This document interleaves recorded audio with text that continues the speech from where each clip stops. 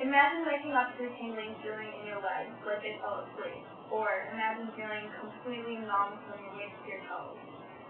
Imagine feeling heavy all the time and constantly having to think about little movements such as picking up your feet and walking.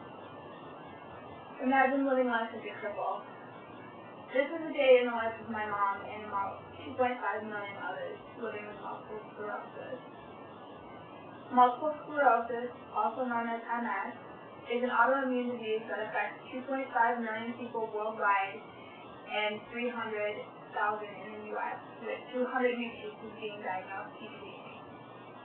MS is a complex disease with many different stages and symptoms, as well as several treatment options.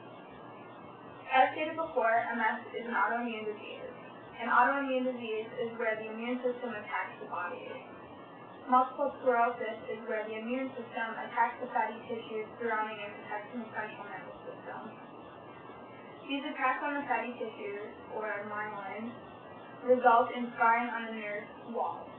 And this also causes damage to the nervous system, and as the Mayo Clinic says, causes nerve damage and interferes with brain-body communication. This disease is potentially debilitating and destabilizing, and has many ways of manifesting. There are 4 stages of MS, and each one has a different severity. The first kind of MS is relapsing and remitting.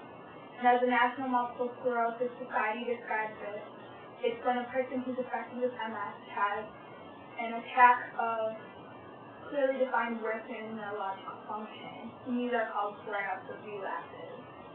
These relapses are followed then by a period of time for recovery of the body, which are called remission.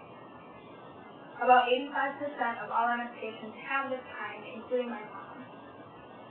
Primary progressive is a second kind of MS, and this is characterized as a slow and constant worsening of neurological function with no remission. Secondary progressive is another, and that's when a person has relapsing and remitting multiple sclerosis, but along with that, it is followed by a constant worsening of neurological functions over time, and eventually shorter recovery phases. The MS Society says that 50% of all patients diagnosed with MS within 10 years of their initial diagnosis will develop this. A fourth kind is progressive relapsing. This is a constant worsening of neurological function with clear attacks of severe neurological dysfunction and no remissions whatsoever.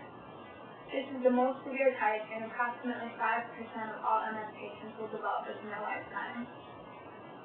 Everyone who suffers from MS will experience varying symptoms like numbness in the limbs, partial or complete loss of vision, movement in the eye will become painful, electric-like shocks in prickling, tingling, and usually painful sensations throughout the entire body.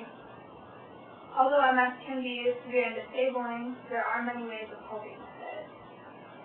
And although there is no cure defined, there are treatments for multiple sclerosis.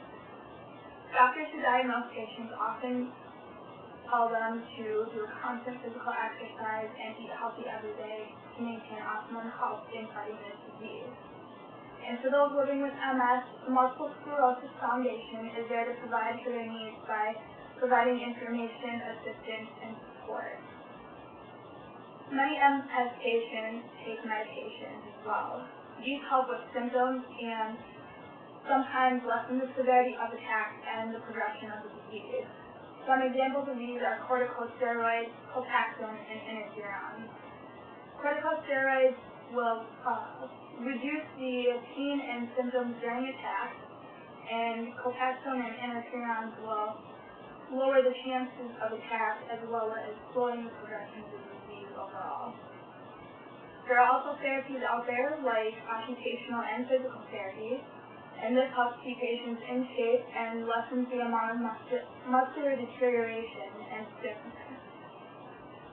Even with no cure living with the disease, people are hoping for the future. This autoimmune disease is a debilitating, destabilizing, and disabling one. It has many symptoms and stages, and although it's not curable, there are treatments out there. The National Institute for Neurological Disease and Stroke and the National Institute of Health are doing research to improve the therapies out there as well as the medications, and are working to improve and create new treatments as well as searching for the cure. And although less than 10% die from complications of multiple sclerosis, with continuing research and support, there will be fewer fatalities and a brighter future for those suffering from MS.